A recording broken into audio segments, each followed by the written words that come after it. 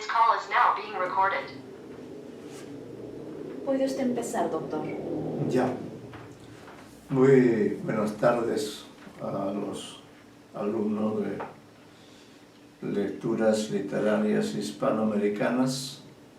Querría comenzar esta clase presentando este libro mío, ¿no?, de mi autoría, publicado por la Academia Peruana de la Lengua.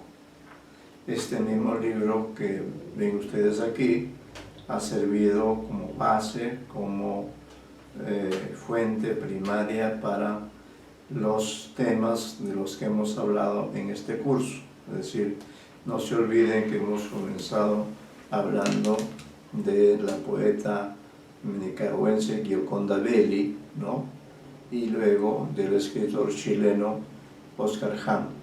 El criterio no ha sido el cronológico, es decir, no hemos puesto en la portada del libro primero a Hahn porque es mayor y luego a Gioconda Belli porque menos, sino todo lo contrario. Lo que hemos querido destacar es, digamos, que la mujer y el hombre se complementan, ¿no?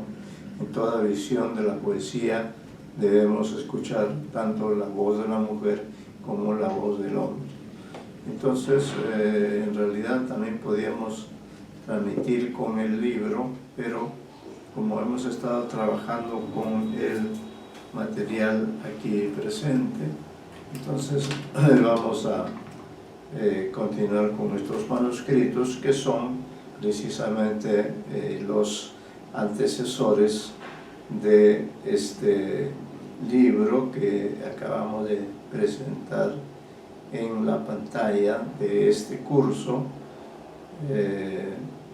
pero como repito, seguiremos trabajando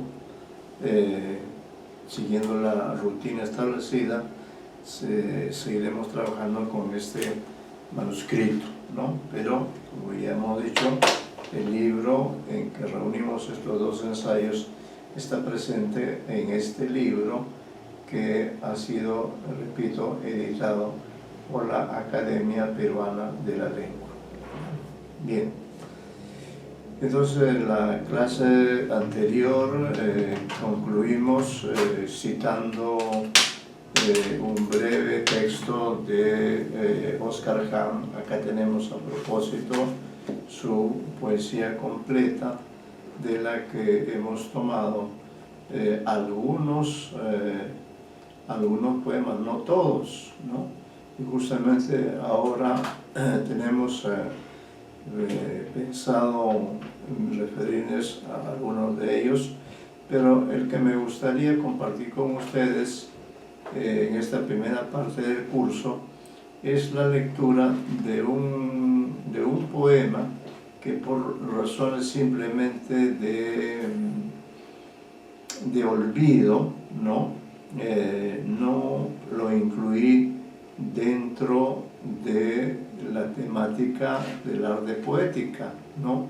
Sin embargo, es un poema extraordinario y quiero encontrarlo y leerlo a ustedes y lamentar que no esté presente. Acá está, este famoso poema se llama ¿Por qué escribe usted?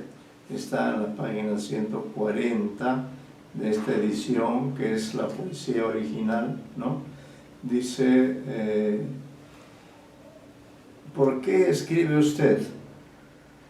Está escrito no en un soneto, que es usualmente la forma poética que usa Oscar Hahn, sino está escrito, claro, con el número de versos que tiene un soneto, pero él siempre introduce la variación de agregarle al primer terceto un verso y quitarle un verso al último terceto, de manera que si contamos este poema, tiene 1, 2, 3, 4, 5, 6, 7, 8, 9, 10, 11, 12, 13, 14. O sea que sin ser soneto, sin embargo, tiene 14 versos. Lo que ocurre es que la distribución, lo que varía es la distribución en los tercetos.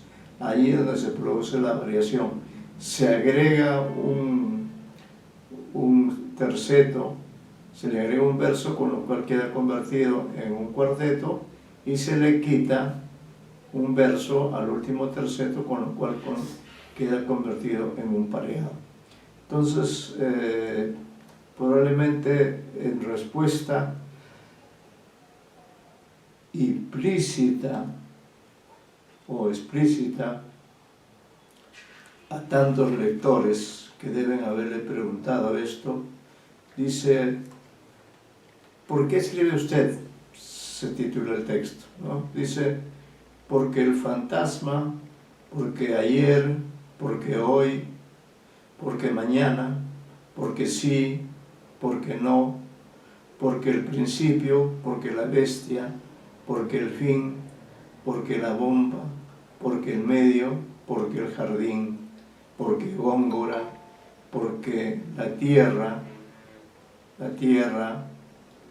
porque el sol, porque San Juan, porque la luna, porque Rimbaud, porque claro, porque el claro, porque la sangre, porque el papel, porque la carne, porque la tinta, porque la piel, porque la noche, porque me odio, porque la luz, porque el infierno, porque el cielo, porque tú, porque casi por nada, porque la sed, porque el amor, porque el grito, porque no sé, porque la muerte, porque apenas, porque más, porque algún día, porque todos, porque quizá, ¿no?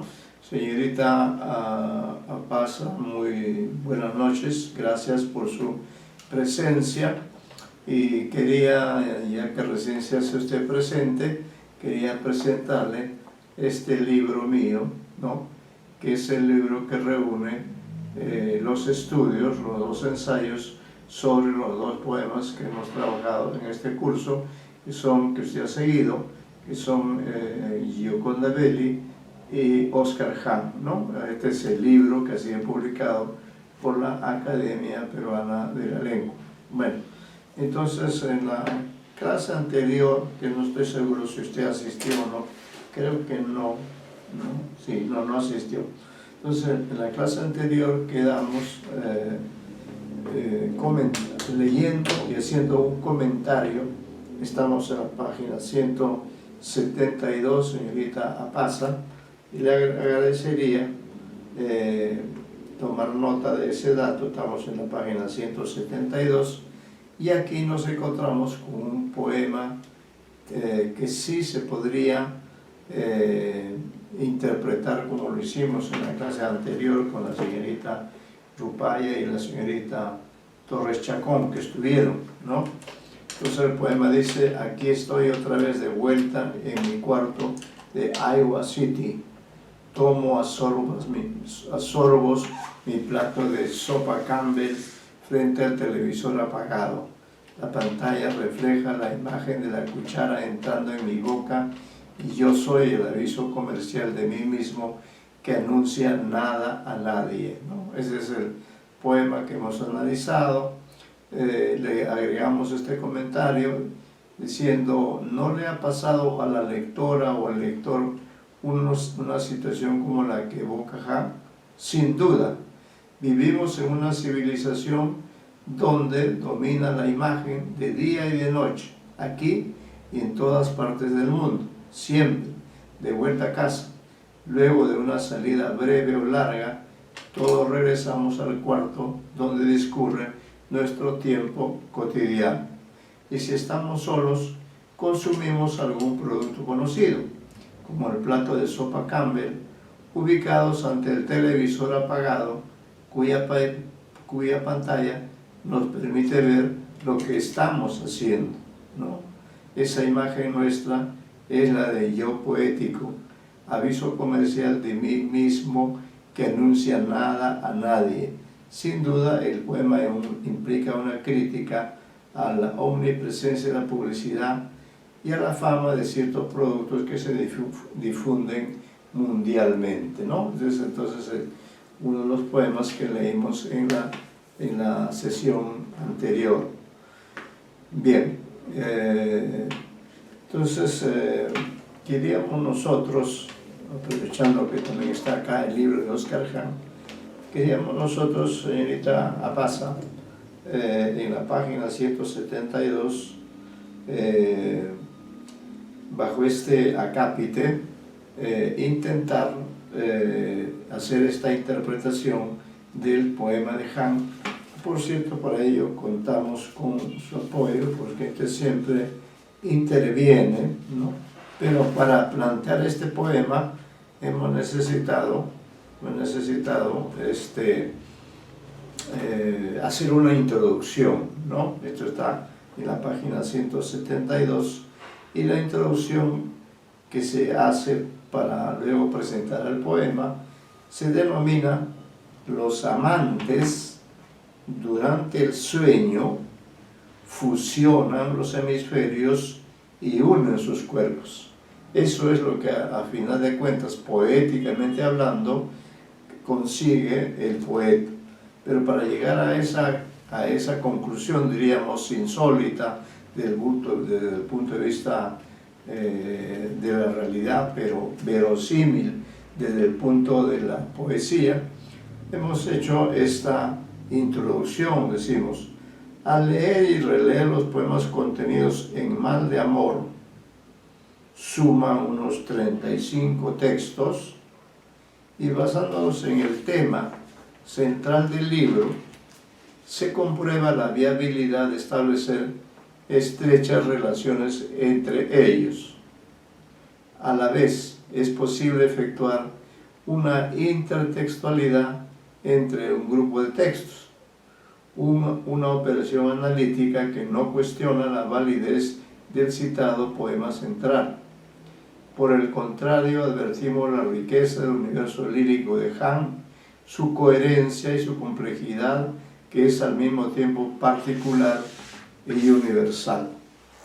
La estrategia que hemos elegido a fin de confirmar su utilidad consistió en transcribir los textos con el fin de que los lectores sigan nuestro enfoque y concuerden o discrepen con él. Existen ciertos supuestos que le han servido al poeta chileno en el instante de la creación de los textos. Un primer y obvio supuesto es que el locutor y los locutores, emisores y receptores, estamos en el mundo real en el que vivimos nuestra frágil y precaria vida diaria. Cada uno de nosotros habita en alguna parte de la Tierra, del planeta Tierra, y desde allí nos comunicamos, interactuamos y amamos a la otra persona que existe en esa misma parte del mundo. El segundo supuesto es que se encuentre en un punto distante con respecto al locutor, el que escribe los versos. Los seres humanos sabemos, porque el conocimiento general, que el mundo es redondo como una naranja o como un globo gigante. Por eso también se denomina globo terráqueo. Y con el fin de ubicarnos y de desplazarnos dentro de esa inmensidad cósmica, Tierra, que forma parte de un sistema aún más grande desde la antigüedad, hemos inventado disciplinas, saberes o ciencias que nos han dado la posibilidad de nacer, crecer, desarrollarnos y persistir en este inmenso lugar que es una fracción mínima del universo. Y todo el saber sobre nuestro planeta se ha hecho comunicable gracias a los lenguajes que hemos ido creando a lo largo de la historia.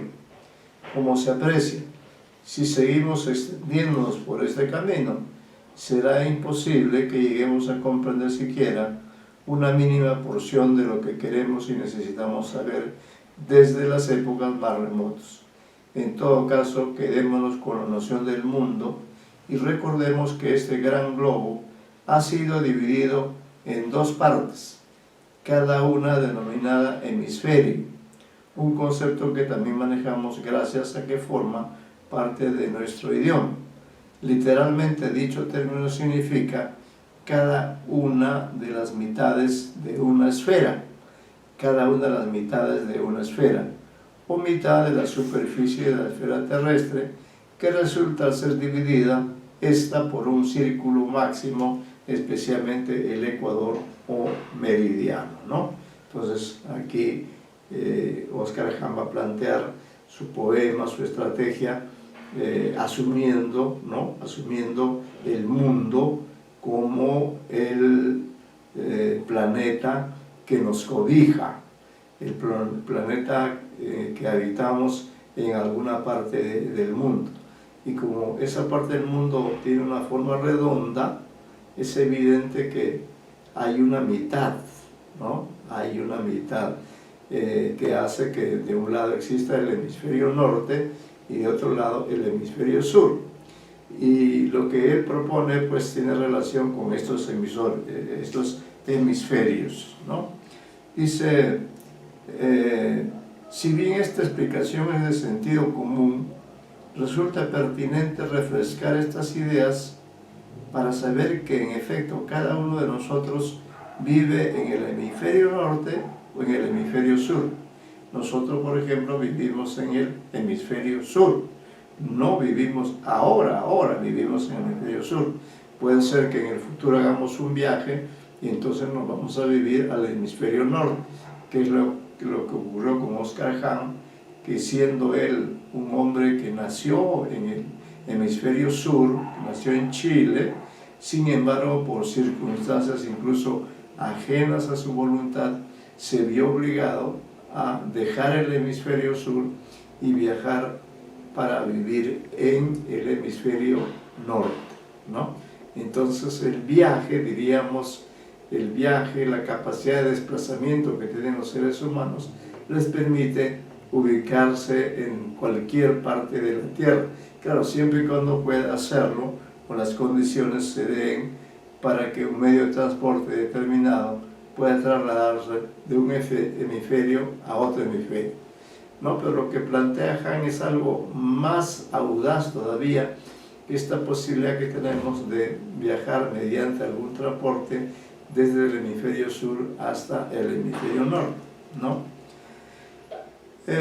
Oscar Hahn ha dominado todos estos conceptos y muchos más, y como poeta puede utilizarlos creativamente, de modo que contradigan el saber común y elemental. A continuación, vemos la magia que ha realizado en el poema que alude a uno de los conceptos de los que hemos estado hablando. Como es breve, incluimos el título y los 6 versos, divididos en pareados, que como sabemos cuentan con 2 versos cada uno. Leamos desde el hemisferio en el que existimos y reflexionemos sobre lo que propone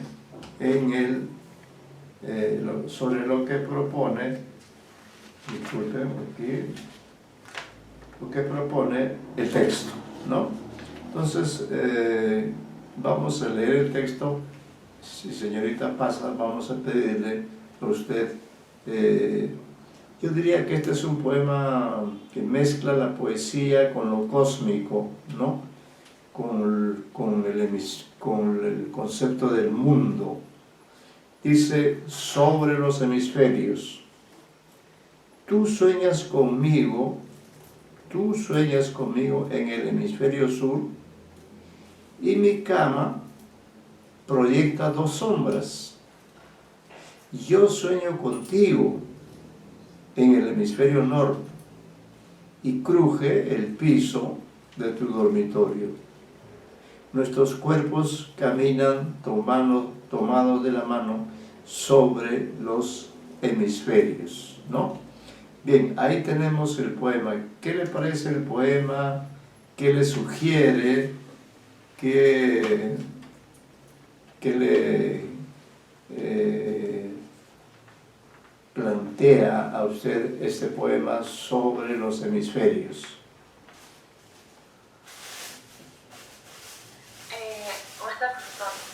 Este poema me hace referencia a lo que sería la distancia, tanto físico como también podría ser sentimental, ya que, bueno, el hemisferio sur y el hemisferio norte son prácticamente polos opuestos. Y si bien es cierto que se menciona la distancia física, también se menciona la distancia de comunicación quizás, o sentimental.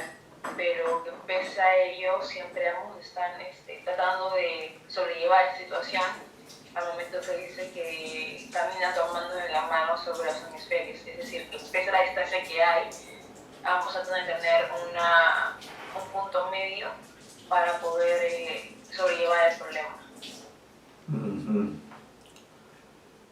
Pero digamos aquí lo que plantea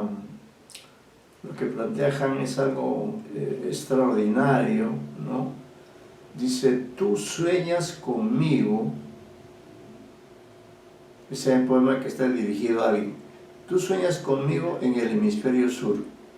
Quiere decir que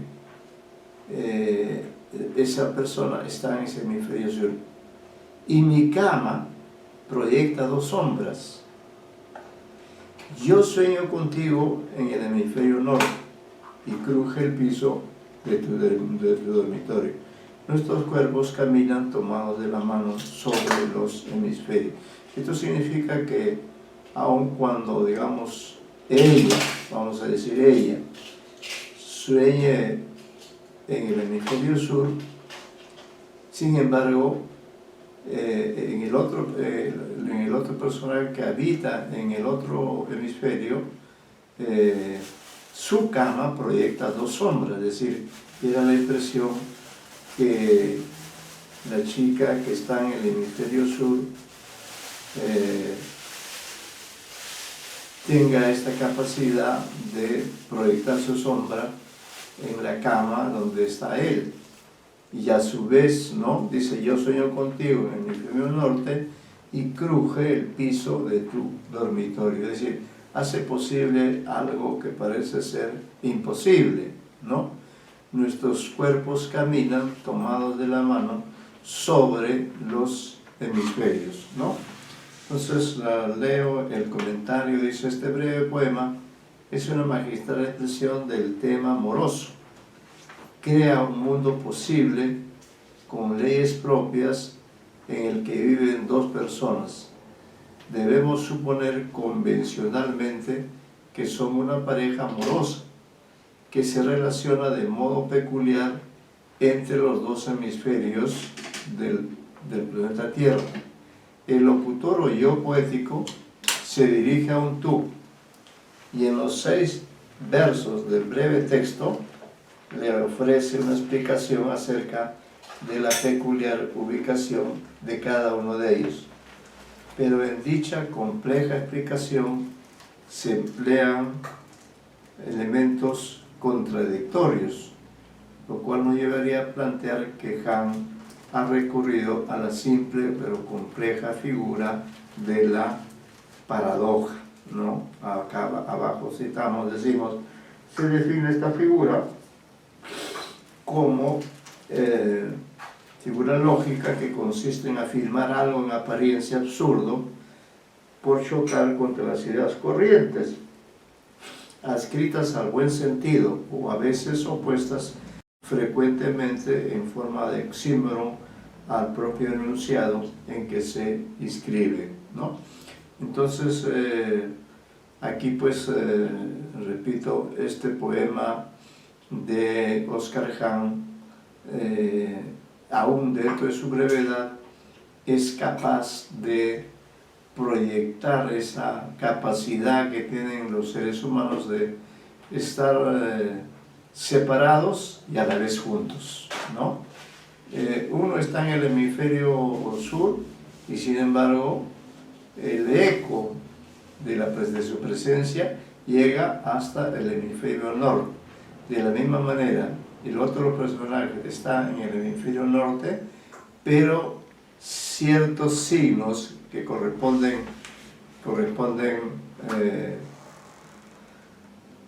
a la otra persona se perciben, ¿no? Es como si fuera una percepción más allá de la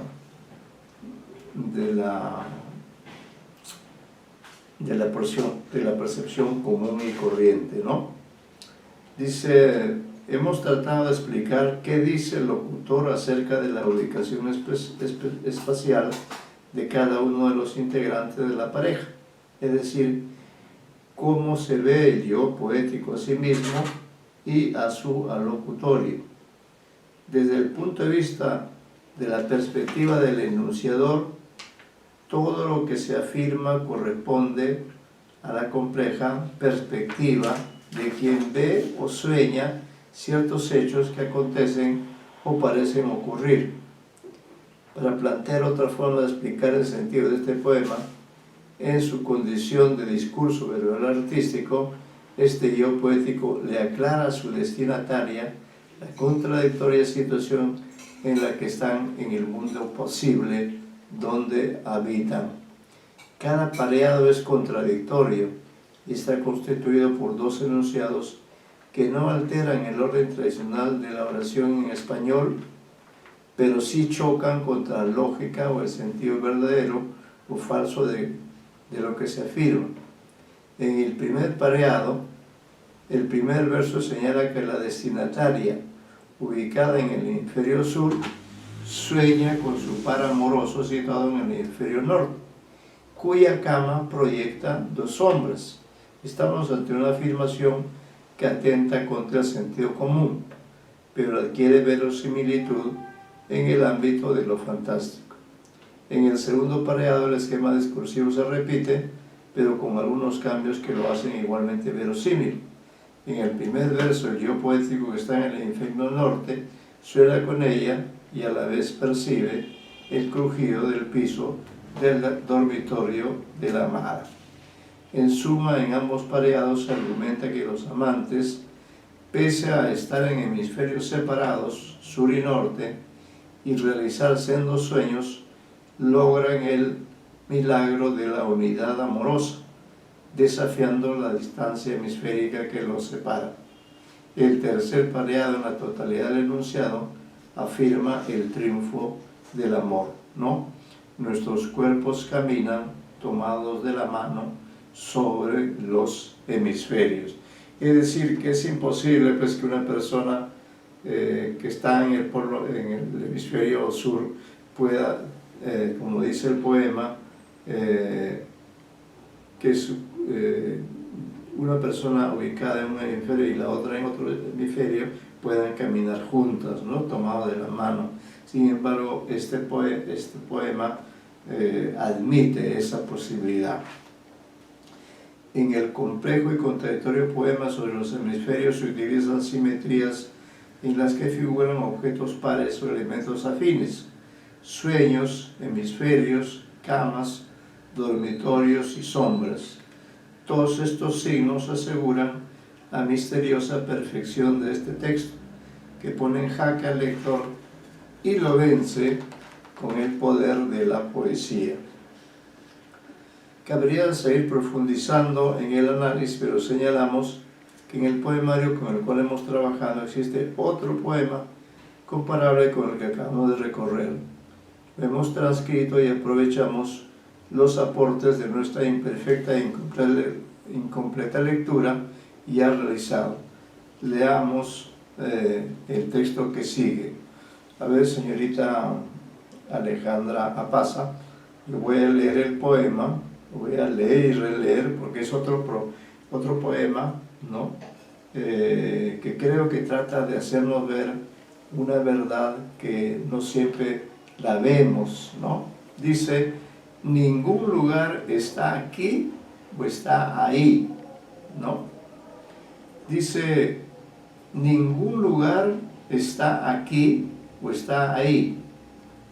Todo lugar es proyectado desde adentro. Todo lugar es superpuesto en el espacio.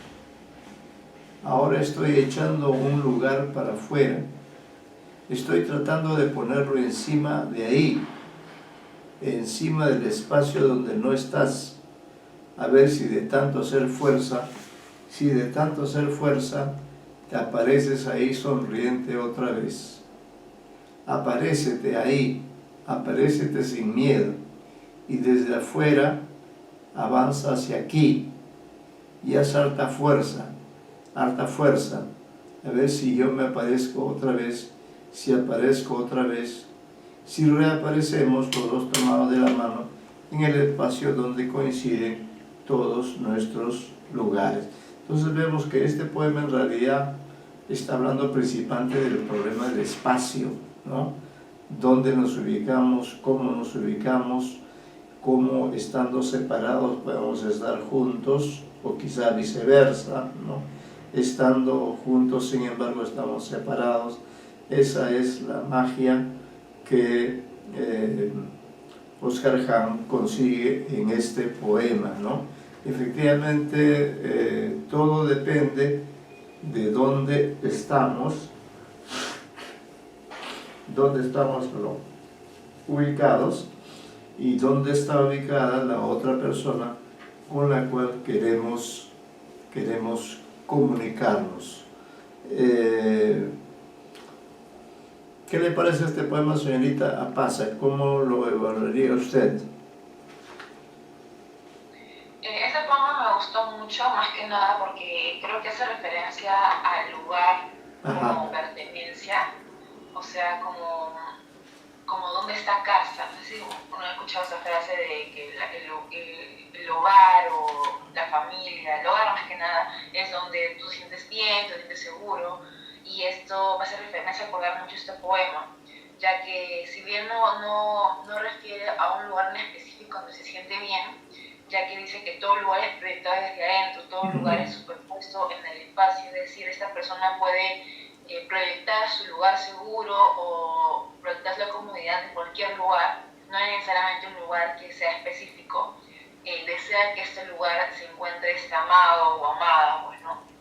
Claramente espera que en algún momento esta amada se encuentre en este lugar, y así quizás hilando con el poema anterior, se sigue existiendo ese problema un poco de la distancia, y en este caso sería el lugar, pues, ¿no? El lugar que no está la amada, pero que aún así desea que esté. Acá dice que aparente ahí, aparente sin miedo, este miedo de quizás no concretar algo, o el miedo en general, pues, ¿no? Eso más o menos me hace sentir este poema. Sí, pues ambos poemas, los dos últimos que hemos visto, tienen que ver con la ubicación de los seres que son parte de una pareja, ¿no? Y que están juntos o separados.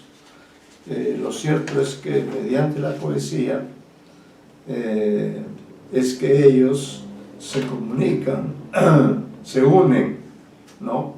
O se separan y se unen, todo, como dice el propio título del poema, ningún lugar está aquí o está ahí, ¿no? Nosotros hemos hecho este comentario, a ver qué le parece. Dice, este comentario tiene que ver sobre todo con este poema maravilloso, que también me gusta mucho. Dice, ningún lugar está aquí o está ahí, ¿no? Todo lugar es proyectado desde adentro, todo lugar es superpuesto en el espacio. Ahora estoy echando un lugar para afuera, estoy tratando de ponerlo encima de ahí, encima del espacio donde no estás, a ver si de tanto hacer fuerza,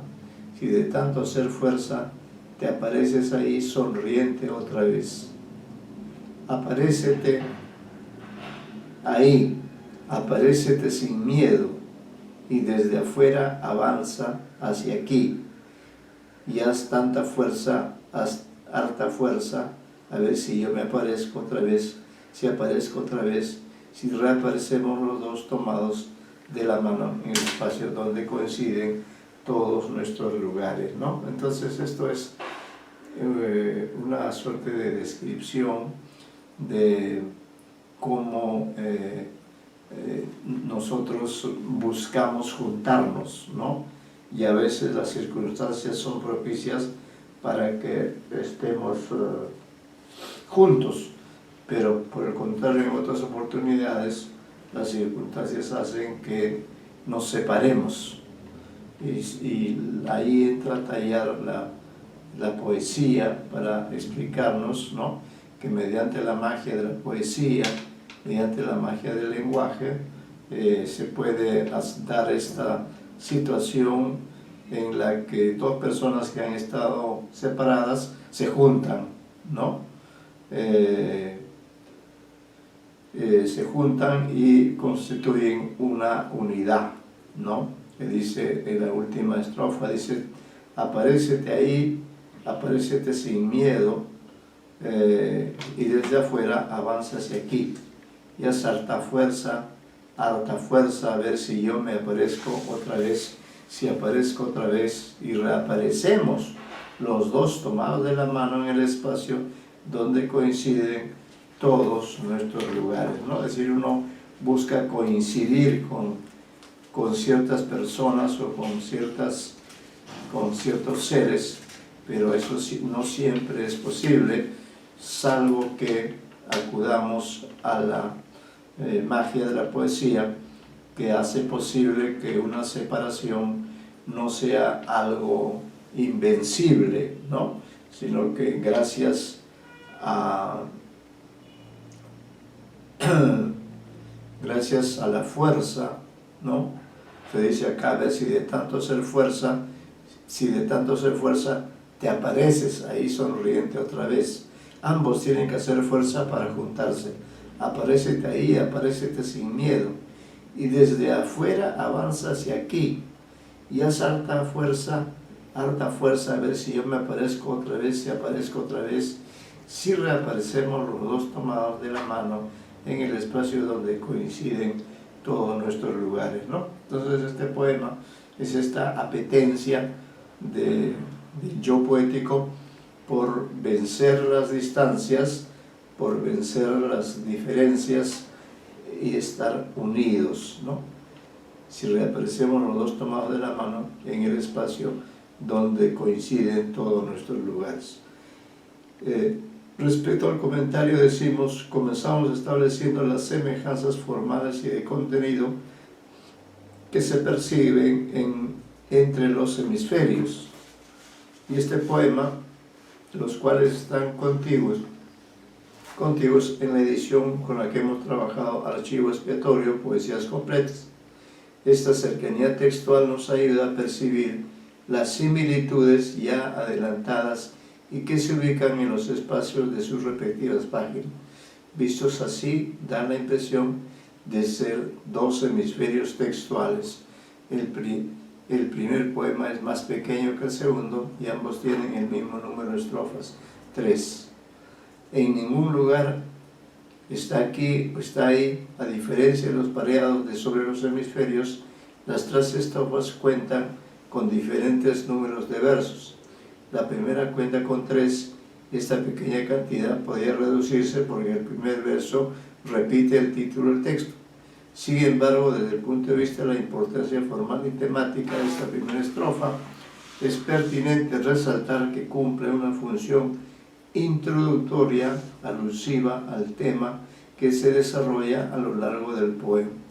En este primer terceto, la voz poética establece enunciados acerca de la espacialidad y de cómo esta, aquí, ahí, no son en sí mismos tales, dependen del lugar donde se ubica el que mira y establece la distancia de lo cercano, aquí, o de lo lejano, ahí.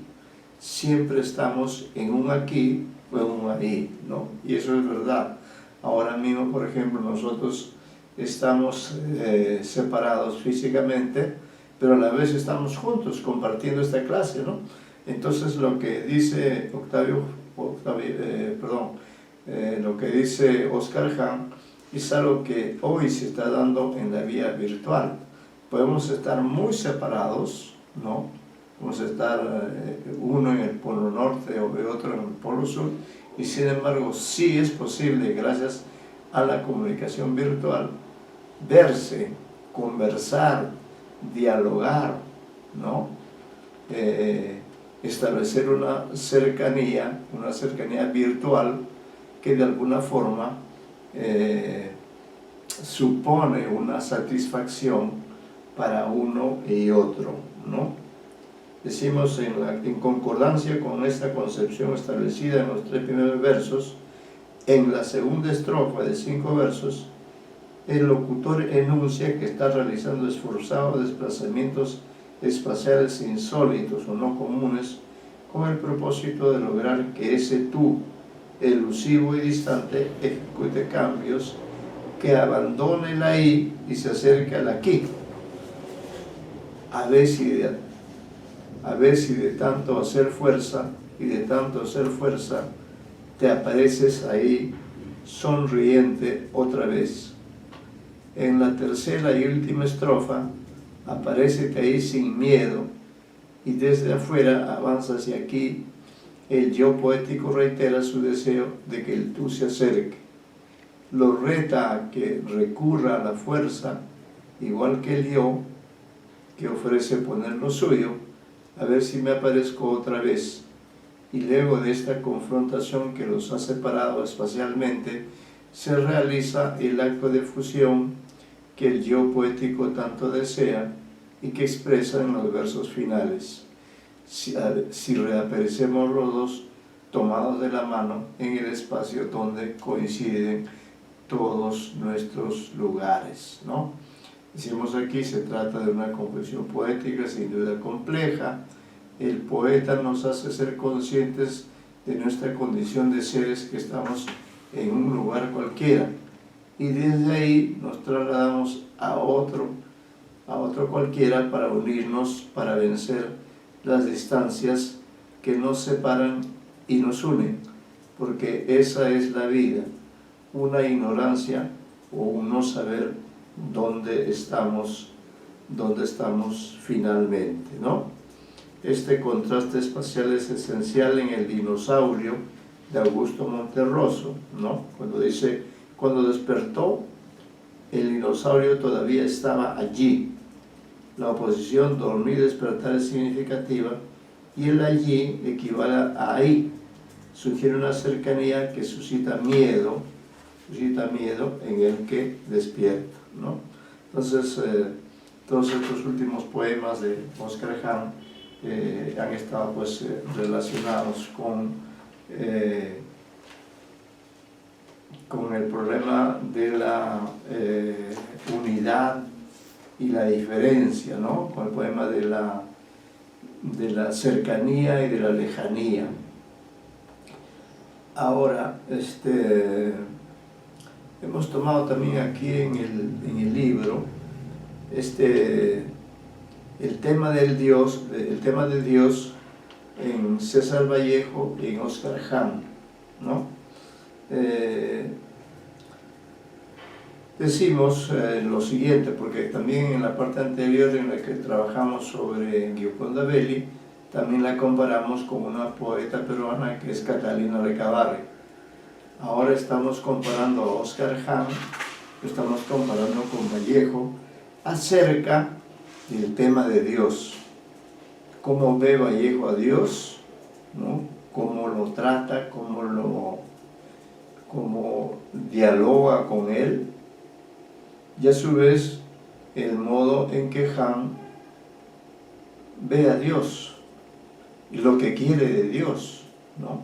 Entonces son poemas conocidos, por lo menos el de Vallejo, quizá el de Hahn no tanto, pero son sorprendentes, ¿no? Dice,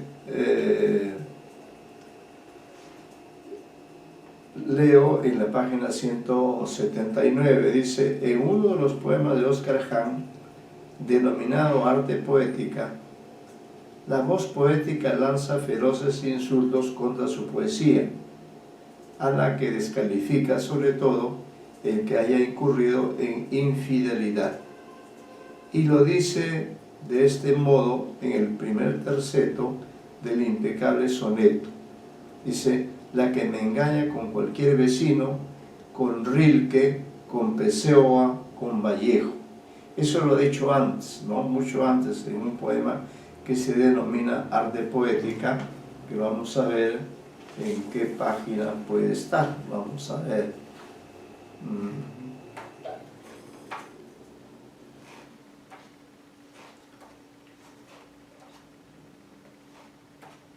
Vamos a ver en qué página estaba.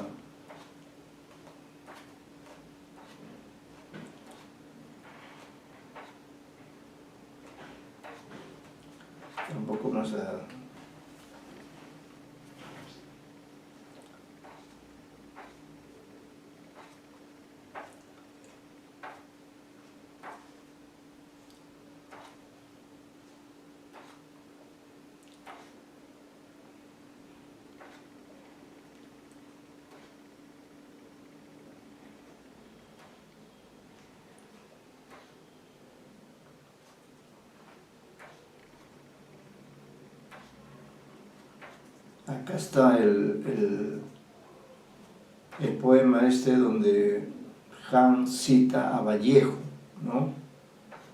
Vamos a ver este poema, vamos a recordarlo porque ya lo hemos leído, y eso nos ha llevado a comparar en esta parte final de nuestro trabajo, nos ha llevado a comparar a César Vallejo y Óscar Hahn en relación con el tema de Dios, ¿no?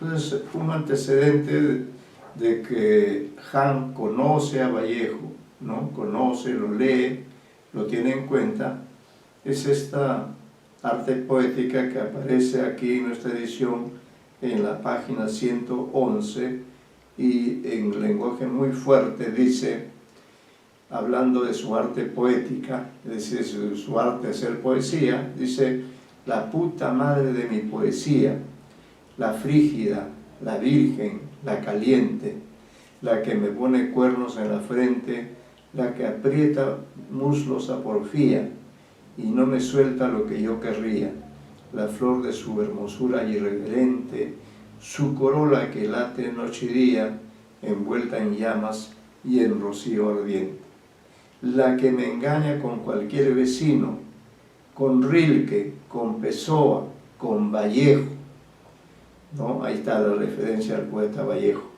la que traza en los astros mi destino, la beata, la agnóstica, la impía, la que pinta mis labios en su espejo, la puta madre de mi poesía, ¿no?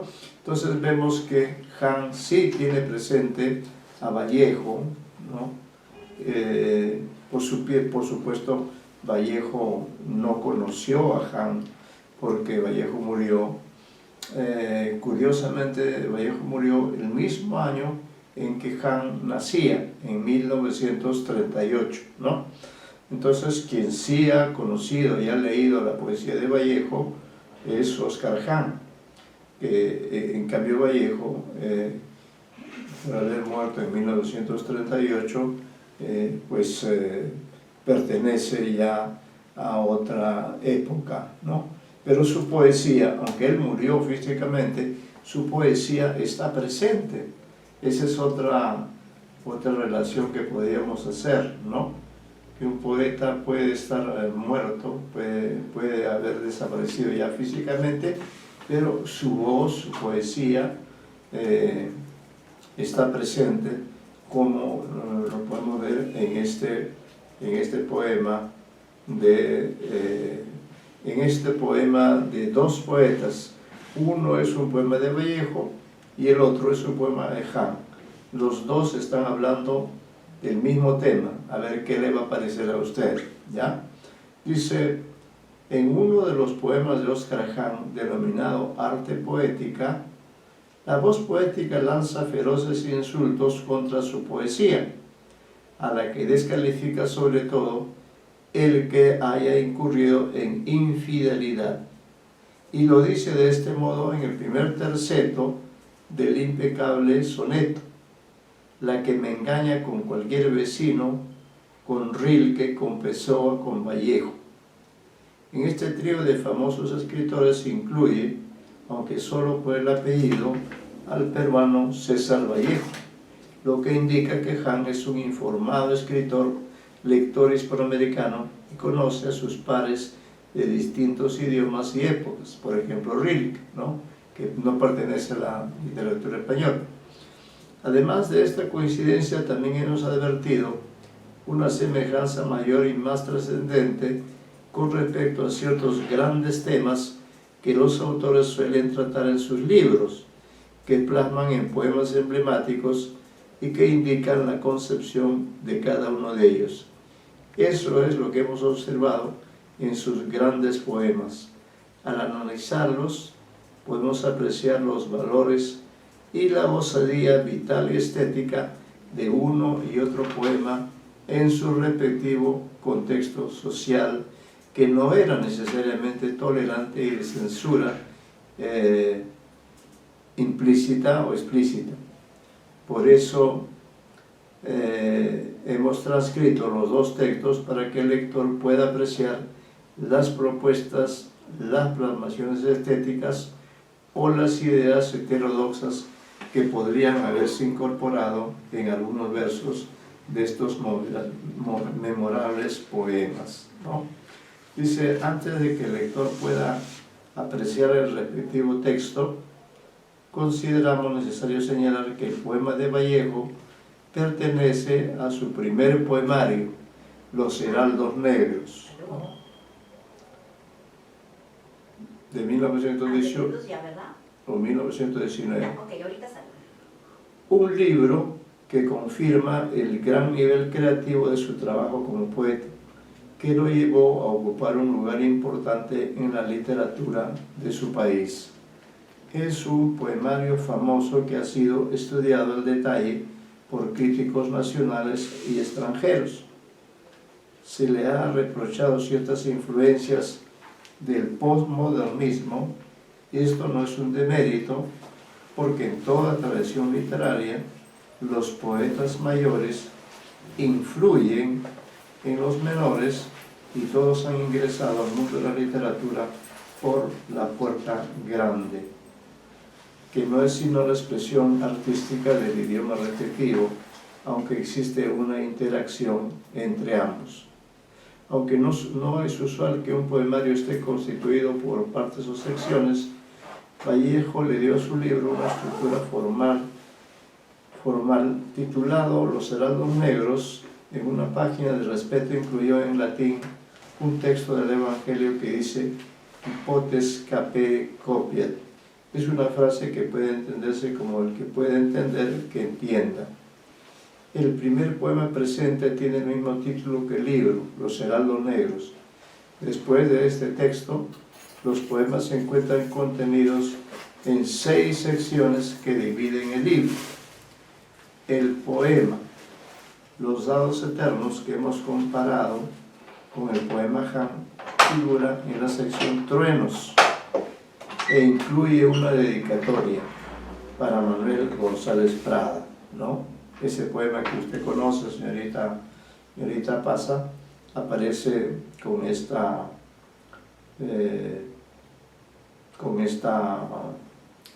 epígrafe, con esta cita, ¿no? Ahora, recordando sobre González Prada, decimos en la nota 70, González Prada es uno de los escritores para los más reconocidos. En el combate ideológico su voz fue clara y certera. En la crítica por la derrota del Perú también fue un luchador. Quizá esto le impidió ver que en el campo de la poesía también estaba llevando a cabo una revolución estética. Entonces había ocurrido que Vallejo conoció a González Prada y lo visitaba, al parecer, en algunas oportunidades, y en algunas de esas oportunidades Vallejo leyó este poema o se lo dejó a Manuel González Prada, y este poema, que es un poema, diríamos, extraordinario, le gustó mucho a González Prada. Por eso Vallejo, cuando incluye este poema en su libro Los Heraldos Negros, agrega esto que se llama el epígrafe, ¿no? Dice, para Manuel González Prada, esta emoción bravía y selecta, una de las que con más entusiasmo me ha aplaudido el gran maestro. Entonces voy a leer el poema de Vallejo para que podamos conversar acerca de él antes de hacer lo mismo con el poema de Oscar Hahn, que es totalmente diferente al poema de Vallejo. Entonces, este poema ustedes sin duda lo han leído. De todas maneras, nos gustaría que haga un comentario. El poema famoso se llama Los Dados Eternos. Está en la página 181 de nuestro ejemplar, y dice así: Dios mío, estoy llorando el ser que vivo, me pesa haber tomado de tu pan, pero este pobre barro pensativo no es costa fermentada en tu costal. tú no tienes Marías que se van. Dios mío, si tú hubieras sido hombre, hoy supieras ser Dios. Pero tú, que estuviste siempre bien, no sientes nada de tu creación. Y el hombre sí te sufre, el Dios es Él. Hoy que en mis ojos brujos hay candelas, como en un condenado, Dios mío, prenderás todas tus velas y jugaremos con el viejo dado. Tal vez, oh jugador, al dar la suerte del universo todo, surgirán las ojeras de la muerte, como dos haces fúnebres de lodo. Dios mío, y esta noche sorda, oscura, ya no podrás jugar, porque la tierra es un dado ya roído y redondo, a fuerza de la aventura, que no puede parar sino en un hueco, en el hueco de inmensa sepultura. Bueno, en todo caso, señorita Pasa, usted conoce este texto, es un texto muy conocido en nuestra poesía. ¿Qué comentarios podría usted hacer al respecto? Un comentario un poquito breve, ya que este poema creo que engloba muchísimo el tema de Dios, la religión y al mismo tiempo lo que sería el azar, pues, ¿no? Al lado eterno, el azar de la vida, que como en un momento se puede sorprender con la muerte, o la vida, y todas las pequeñas vivencias que el mismo hombre pasa, y lo refleja muy bien en el tercer estrofa. Dice, hoy que en mis ojos de brujo hay candelas, como en el condado, Dios, prenderás todas tus velas. Es un momento de energía, de vivacidad que experimenta el yo poético. Y bueno, eso nada más. Fíjese usted que en este poema Vallejo dialoga, ¿no? Dialoga, claro, poéticamente, dialoga con Dios, siempre se está dirigiendo a Él, y aunque dialoga, al mismo tiempo critica a Dios, ¿no? No solamente dialoga con Él, sino que también se enfrenta a Dios, ¿no? Le dice, Dios mío, estoy llorando el ser que vivo, me pesa haber tomado de tu pan, pero este pobre barro pensativo no es costa fermentada en tu costado. Tú no tienes Marías que se van. Es decir, le habla como que Dios es perfecto, mientras que a Él le pesa haber tomado de tu pan, o ser un pobre barro pensativo, que es una de las definiciones más extraordinarias, más metafóricas que hay sobre el ser humano, porque en efecto somos un pobre barro pensativo, ¿no? Tú no tienes Marías que se van. Luego le dice algo que también puede sonar heterodoxo, ¿no? Algo que puede sonar como una falta de respeto. Le dice, Dios mío, si tú hubieras sido hombre, hoy supieras ser Dios, pero tú que estuviste siempre bien, no sientes nada de tu creación, y el hombre sí te sufre, el Dios es Él, ¿no? Entonces aquí argumenta, le dice, Dios mío, si tú hubieras sido hombre, hoy supieras ser Dios, pero tú que estuviste siempre bien, no sientes nada de tu creación, y el hombre sí te sufre, el Dios es Él, ¿no? Entonces pone muy en claro que lo que diferencia a Dios del hombre es que Dios siempre ha estado bien, claro, porque es Dios, ¿no? Pero al mismo tiempo ese ser Dios no le ha permitido sentir nada de su creación, y el hombre sí te sufre, dice Vallejo, y por eso el Dios es Él. Y luego lo reta a una especie de pelea, de enfrentamiento. Le dice, hoy que en mis ojos brujos hay candelas, como un condenado, Dios mío, prenderás todas tus velas y jugaremos con el viejo dado. Tal vez, oh jugador, al dar la suerte del universo todo, surgirán las ojeras de la muerte como dos haces fúnebres de lodo, ¿no? Es un juego al azar, pero además está demostrando la fuerza que tiene el poeta en este momento para hablarle así a Dios en esos términos, ¿no? Hoy que en mis ojos brujos hay candelas como en un condenado, Dios mío, prenderás todas tus velas y jugaremos con el viejo dado. Ese viejo dado es el mundo, ¿no? Tal vez, oh jugador, al dar la suerte del universo todo, surgirán las ojeras de la muerte como dos haces fúnebres de lodo. Dios mío, y esta noche sorda, oscura, ya no podrás jugar, porque la tierra es un dado ya roído y redondo a fuerza de la aventura que no puede parar sino en un hueco, en el hueco de inmensa sepultura, ¿no? Entonces está refiriéndose sin duda al hecho de que la tierra, en la medida en que es algo hecho por Dios, también se está deteriorando, ¿no? La tierra, dice, es un dado ya roído y redondo, a fuerza de la aventura, que no puede parar sino un hueco en el hueco de inmensa sepultura. Es finalmente, creo que lo ocurrirá con nuestro planeta, que en algún momento nuestro planeta colapsará, ¿no? Y con él colapsaremos o colapsarán los seres humanos que se encuentren. Entonces es un poema muy fuerte, es un poema que le habla a Dios con mucha fortaleza, con mucha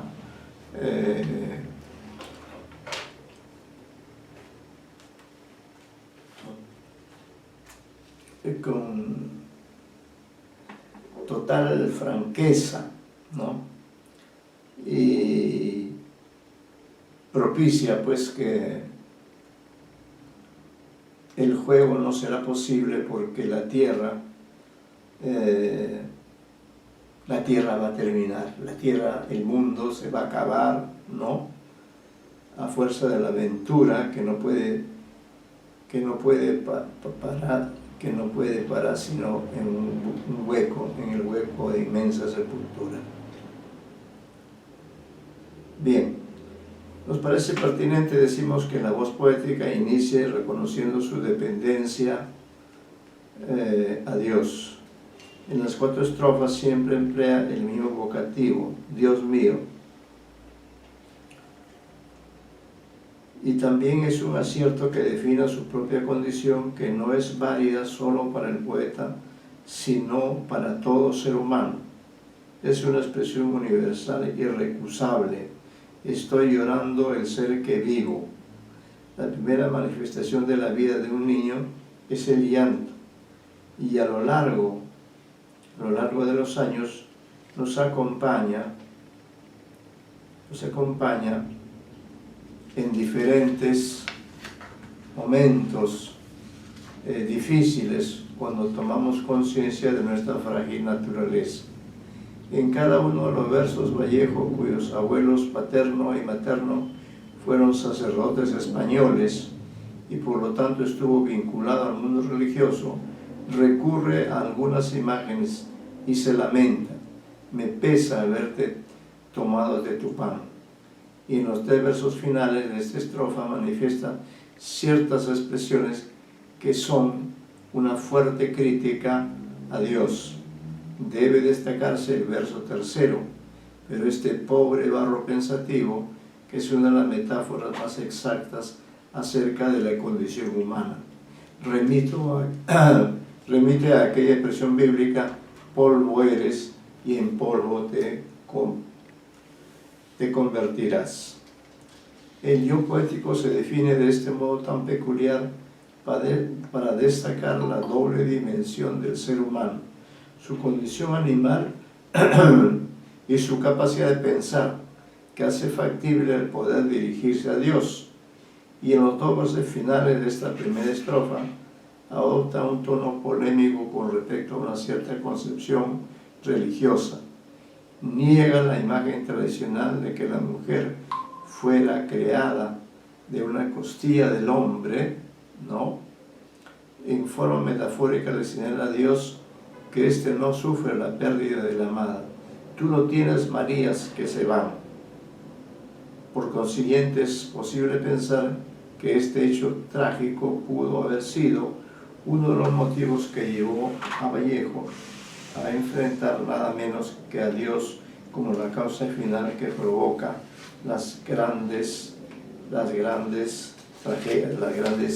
tragedias que sufrimos en el plano individual y colectivo. Todos estamos sujetos a los golpes sangrientos, golpes como el de lo de Dios. Esta última expresión procede, lo recordamos, del primer poema de los Heraldos Negros, ¿no? Entonces también la señorita Torres Chacón está presente, ¿no? No sé si usted podría hacer también un comentario, señorita Torres Chacón, a este famoso poema de Vallejo, que usted lo tiene entre la página 181 y la página 182.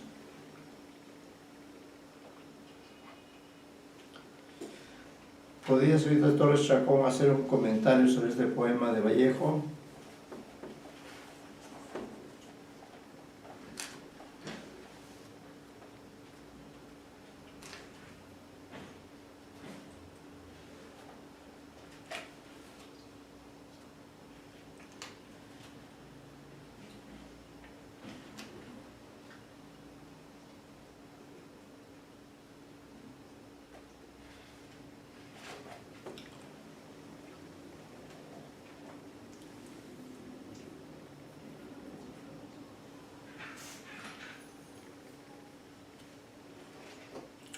Bueno, entonces decimos acá,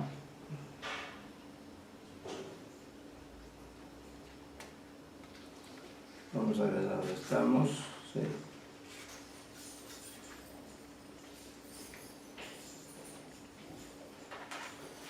La segunda estrofa es una de las más beligerantes del poema en su conjunto. En sus 5 versos, el yo poético arremete contra la idea de un Dios que nada tiene que ver con la suerte del hombre.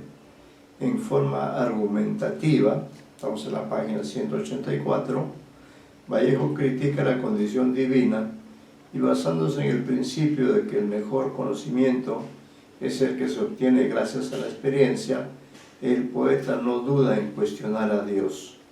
Lleva esta idea hasta el final de la estrofa, de modo que hay que recordarla porque las palabras de Vallejo son demoledoras e irreemplazables, ¿no? Dice, Dios mío, si tú hubieras sido hombre, hoy supieras ser Dios, pero tú que estuviste siempre bien, no sientes nada de tu creación, y el hombre sí te sufre, y el Dios es Él.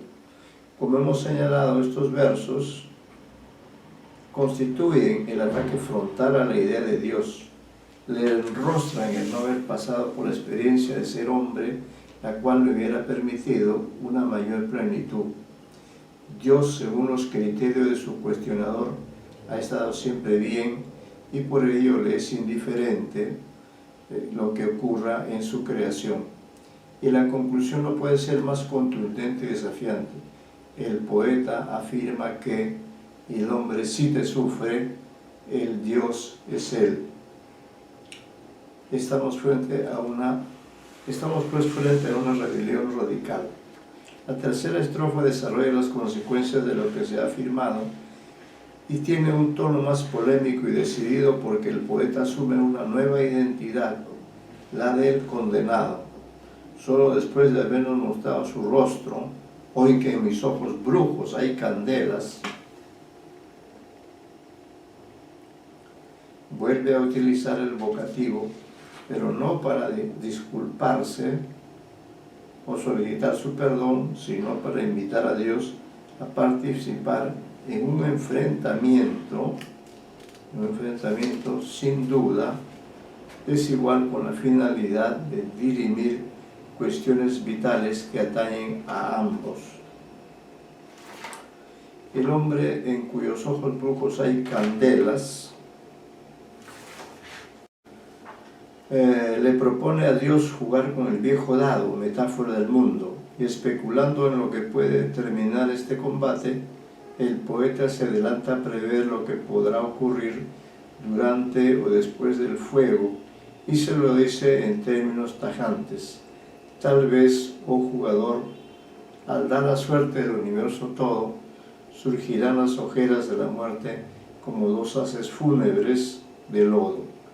El yo poético vaticina que el final de esta contienda hará aparecer las ojeras de la muerte como dos haces fúnebres de lodo. Esto indica que la muerte también hará desaparecer al mundo y a los habitantes que realizan la vida que Dios les dio, sin que ellos lo pidieran. Somos hijos del azar, pero se nos ha asignado una serie de tareas que igualmente nos conducen a la muerte, porque como los haces del poema de Vallejo, terminamos roídos. En la última estrofa, el poema reitera esta actitud de rebeldía del hombre frente a Dios.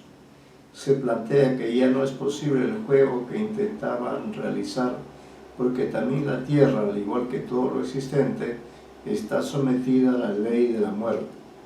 En el caso de nuestro planeta, su creación divina no ha impedido su deterioro. Los movimientos de rotación y de traslación lo mantienen en permanente movimiento para hacer posible la vida. Y uno de sus seres se ha atrevido a ejercer la crítica al Creador, con cortesía, pero también con fuerza, con argumentos, con el desarrollo de una serie de recursos que le dan categoría de ser uno de los grandes poemas de César Vallejo.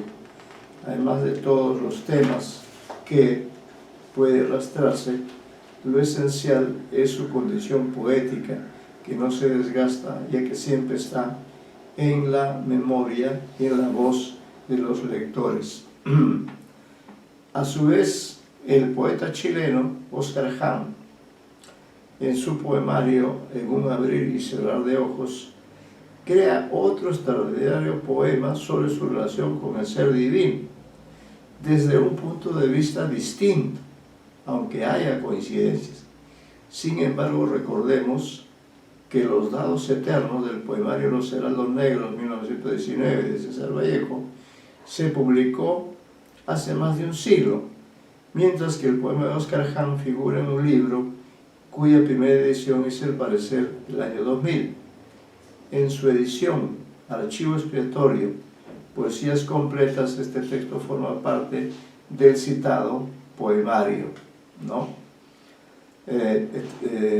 Trabajaremos con esta versión, leamos a continuación, ¿no? Entonces vamos a leer este poema y va a quedar como tarea para ustedes, ¿no?, de lectura, este poema y su comparación con el poema de Vallejo, ¿no? Los dados eternos por un lado, y este poema de Óscar Ján que se llama De la naturaleza de Dios, ¿no? Leámoslo. Dice: hace tiempo que Dios no me habla, que no me saluda, que trata de evitarme cuando se cruza conmigo. Si Dios fuera mujer, le lamería los muslos, le mordería los pechos, le daría besos con lengua. Pero Dios no es mujer, y mientras Él no cambie de sexo, no voy a desear su compañía, y tendré que conformarme con el vicio solitario, esa religión solipsista en la que Dios y el creyente son uno y el mismo. Mientras Dios sea hombre, no me interesa, tampoco si se hace un cambio de sexo, o si se transforma en travesti, o si se disfraza de mujer. Cuando sea una mujer de verdad, con caderas anchas y sus cosas bien puestas, cada una en su lugar para regocijo de mis manos, para fiesta de mi lengua, para cautiverio de mis ojos, voy a creer en Dios. Será un amor ardiente, como el cantar de los cantares. Luego hay un paréntesis, ¿no? Un espacio, y dice: Dios es esa secretaria de pelo largo, falda ajustada y escote pronunciado, que cuando se inclina hacia adelante se le ve la línea láctea, la misma que entre medio de los muslos esconde el origen del mundo, la única a la que puedo mirar a los ojos y desear comérmela en forma de hostia, pero que jamás podría acusarme de acoso sexual, porque los mandamientos los dictó ella misma hace muchos años, como amar a Dios sobre todas las cosas, y yo los estoy cumpliendo estrictamente. Yo soy el ser que adora a la Dios, y la Dios me adora a mí mismo, ¿no? Quizás sea interesante algunos comentarios, ¿no?, que usted quiera hacer, señorita Pasa, sobre este sorpresivo o sorprendente poema, que lo estamos comparando con el poema de Vallejo, pero vemos que si bien el poema alude a Dios, el punto de vista de Han es diferente, ¿no? ¿Qué le parece a usted este poema? ¿Cuáles son sus primeras observaciones referentes a este poema? ¿Qué impresión le ha causado? O en todo caso, ¿cómo ve la relación entre uno y otro poeta que se refieren a Dios y lo ven y hablan con él desde diferentes puntos de vista, ¿no? Y eso es lo que queríamos destacar en la parte final de este pequeño libro, esas dos visiones fuertes, esas dos visiones impactantes acerca de Dios, ¿no? Algunos pequeños comentarios sobre estos dos poemas, o en particular sobre el segundo de ellos. ¿Cómo lo ve? Sí, profesor, creo que el segundo poema es un poquito más distinto al que vimos anteriormente, más que nada porque Oscar Hansen muestra muy escéptico respecto a la figura de Dios, ¿no?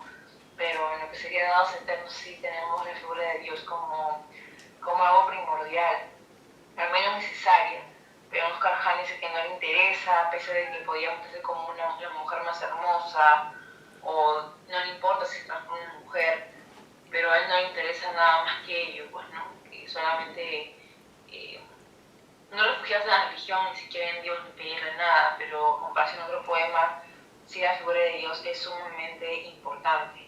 Y bueno, nada más tengo que decir.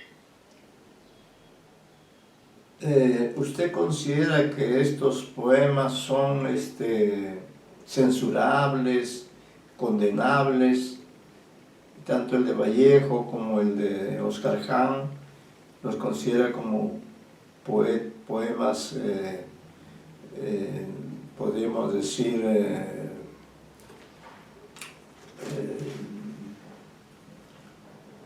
muy irrespetuosos. ¿Qué diría usted? No creo que sería censurable, es la voz poética de cada uno y, Claro. y el arte poética se respeta, creo yo, ¿no? Sé que es un tema muy fuerte como que sería la religión, pero creo que los poetas han estado muy adelantados a su época, ¿no? De que digamos que en su época quizás sea algo censurable, pero actualmente me parece que no debería. entonces es pertinente hacer pues esta comparación, ¿no? Ahora claro, sorprende en el caso de Oscar Hahn este cambio, ¿no? Este cambio que se da a lo largo del poema, en cuya primera parte ha estado hablando del sexo, del problema de la sexualidad, ¿no? Porque dice, hace tiempo que Dios no me habla, que no me saluda, que trata de evitarme cuando se cruza conmigo. Dice, si Dios fuera mujer, le lamería los muslos, le mordería los pechos, le daría besos con lengua.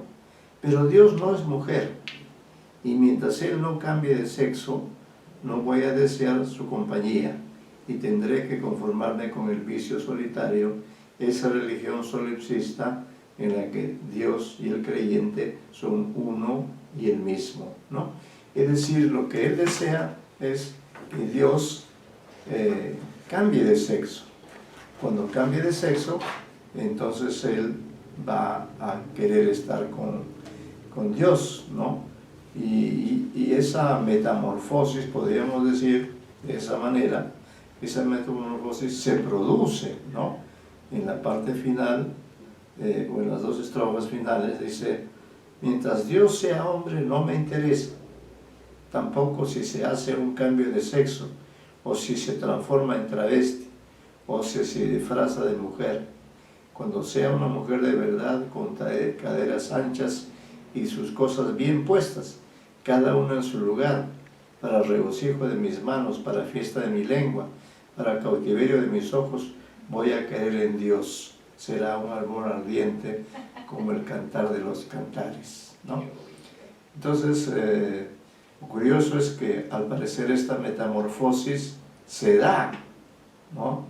Este cambio de sexo se da y se presenta en forma de esta secuencia última en que dice él, Dios es esa secretaria de pelo largo, falda ajustada y escote pronunciado, que cuando se inclina hacia adelante se le ve la línea láctea, la misma que entre medio de los muslos esconde el origen del mundo, la única a la que puedo mirar a los ojos y desear comérmela en forma de hostia, pero que jamás podría acusarme de acoso sexual, porque los mandamientos lo dictó ella misma hace muchos años, como amar a Dios sobre todas las cosas, y yo los estoy cumpliendo estrictamente. Yo soy el ser que adora a la Dios. Ya no dice el Dios, sino a la Dios. Y la Dios me adora a mí, ¿no? Allí termina este poema de Hahn. Creo que los dos son poemas singulares, son poemas realmente que ponen en tensión al lector, ¿no? Y en todo caso vamos a quedarnos aquí para continuar en la próxima con el comentario sobre estos dos poemas, ¿ya? Vamos a quedarnos aquí por ahora, señorita Pasa, y no se olvide usted también de entregar su examen parcial en este curso, que era el examen de un poema de Gioconda Belli, cualquiera de su libro, El ojo de la mujer, que no haya sido analizado en el curso, ¿no? Bueno, ahí nos quedamos y nos vemos en la próxima clase. Gracias, profesor. Hasta luego. Gracias, hasta luego.